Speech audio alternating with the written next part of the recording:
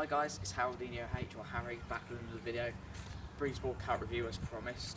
I'm going to get straight to review. So basically I was heading up to the Open Championship and that was at Southport, and I decided to go to the Chill Factor ski slope just to go to the Breezeboard store, and I bought this. Now I got the board about a year ago, but I decided to buy one of these because although you're getting free boards now, you have to pay £80 for this, so I paid 80 because it's brilliant.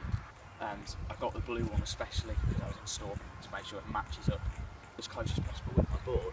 Now this just velcros around the bottom here with extendable clasps, and this also extends by loosening off this. You just have handles which tip your board and twist it like basically the normal kind of actions of your feet, and then you just have your feet and grips here.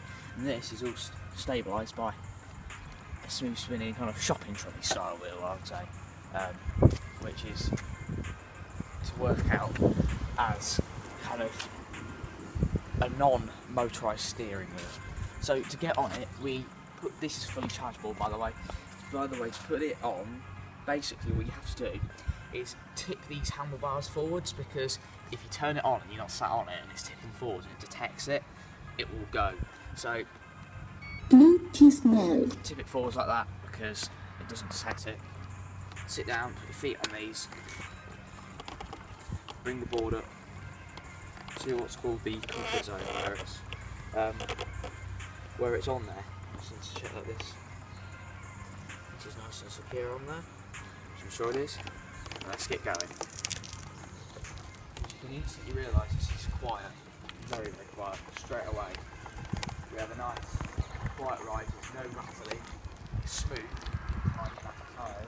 It's easy just to roll around. As you can see, I steer sticks. And by the way, it's quite sensitive as well. All you have to do is just kind of tap these and it goes pretty quickly.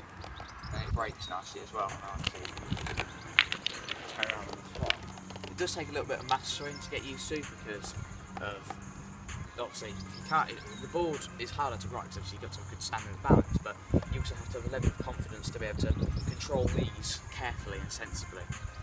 Also, one of them, normally the Maxzwell-Oye brakes on hill gradients because unless you lean forward more, it detects that you're going down, it's trying to speed up, but it knows that you're not wanting to, so that's why it doesn't. But if I go up to this hill gradient here, you have to accelerate a little bit more just to get it going, which means you might just have to bring up some curbs.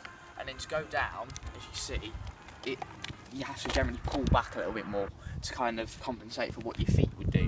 And you can even just push down here. It's easier up here because it's more leverage. These just connect via all bolts with screw-on like nuts at the back and Allen key adjustable screws to connect the seat, which is just under where I'm sat at the moment. A spanner comes with the instruction booklet with your board. Sorry, not your board, the cart even, which does these bolts. This one's just by hand, this one just turn it the right way. This one just loosens off by hand, and it also comes with an Allen key to do the screws underneath the seat. And like I say, it also adjusts these clasps. Velcro comes as standard. I got some spare ones to make sure that in case mine break, I'm covered for more kind of Velcro clasps and no accidents. Well, actually, instead of me just talking about the equipment that comes with it and how it's built, I thought I might just show you how I store it in my garage, and it's just a quick assembly of putting in the front wheel and showing you how to set off. So, cue that. Right. Time to assemble it.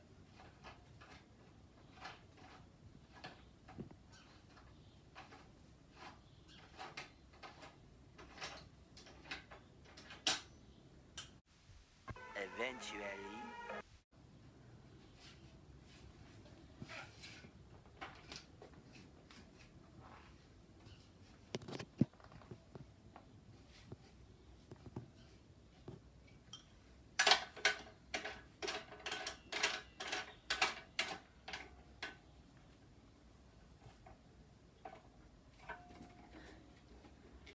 Thousands of tears later.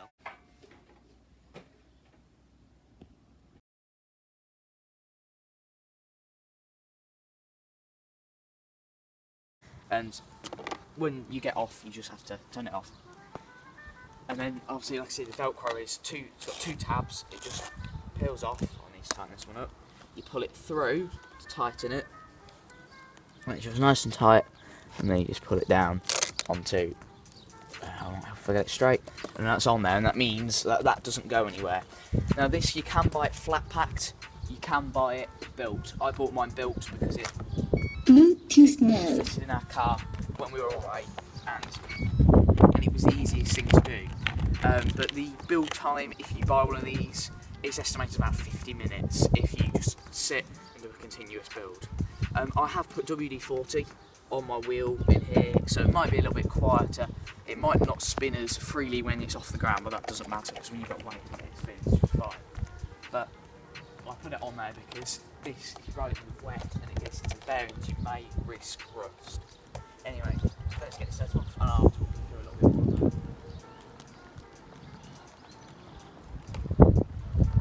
So as you can see, I hit the bricks, there's no seat wobble.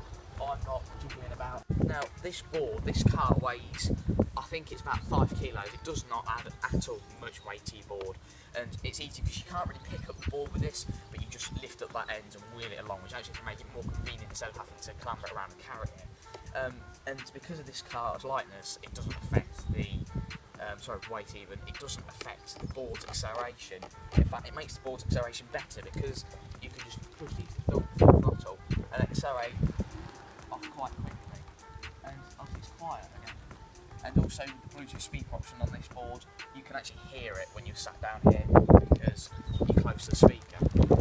And handling on this board is not a problem, and you kind of just quite well go around nicely with that spin. There's no problems with coolering. It's got good grip. This front wheel never loses grip and slides, even in the wet. I've ridden this on this smooth paint, which is when it's wet, it's quite slippery, and I've had no wheel slip at all. Partly because most of the weight's on these wheels.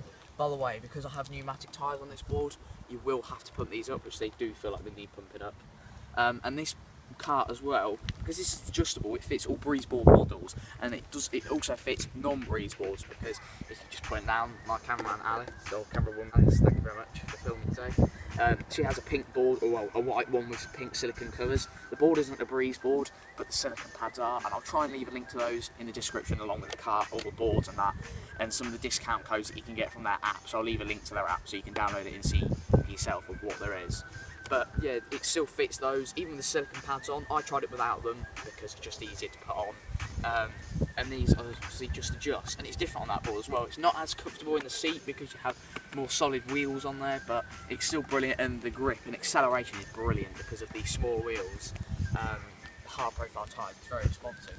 And as you can see here as well, I have no trouble reversing. You can just reverse around like you're driving normally. It's really good.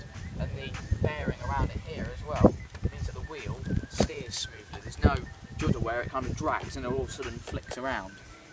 It's really good. Very clever actually that it does this.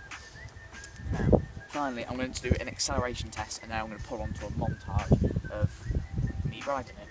So this board has a speed of 12 miles per hour, and that's fast enough when you stood up and it beeps. It's really quick when you sat down low to the ground, but when it beeps I will let you know. But this is from 0.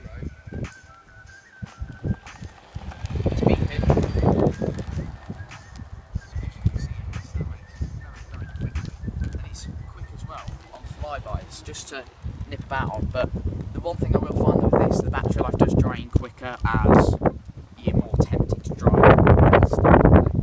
Unless you obviously normally ride your board fast, then you won't notice it's different. But the typical battery life is about 2 hours actually, and with 2 hour charging time, when you stood up and run it a little bit slower, it's around 3 to 4 hours. So you can get double battery life. But even if you ride this thing slow, then you'll get better battery life. So here's the acceleration test from the standstill away from you, just to show you how this can pull away from whereabouts you are.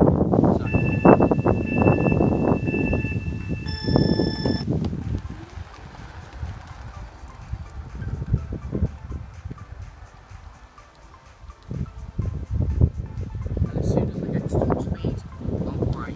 So that is how quickly that accelerates. The front wheel is very quiet. It gets no dirt clogged up. It's not got sticky kind of tyres.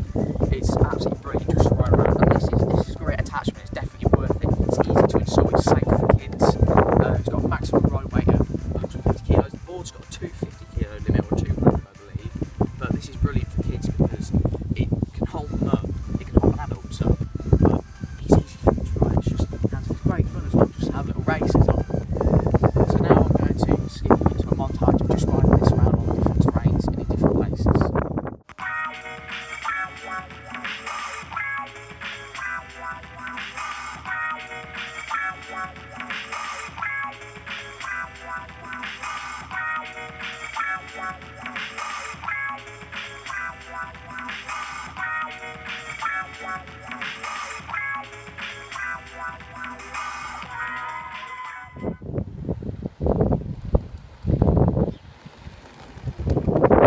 Thanks for watching. This is the Breezeboard Buggy review. I'm going to leave links to this in the description. I'll leave links to my board in the colour, because when you go to the website you'll be able to see all the other colours anyway. I'll leave links to, hopefully if they're on there, the silicone pads, and I'll also leave links to a board that is by Breezeboard, replicating what Alex has got, and I'll also leave the actual pin board there. Like I say guys, thank you for watching, I appreciate it. Like the video, leave me a constructive comment and subscribe if you haven't already, and turn on the notifications if you want to know when I've uploaded next. It's all from me, goodbye.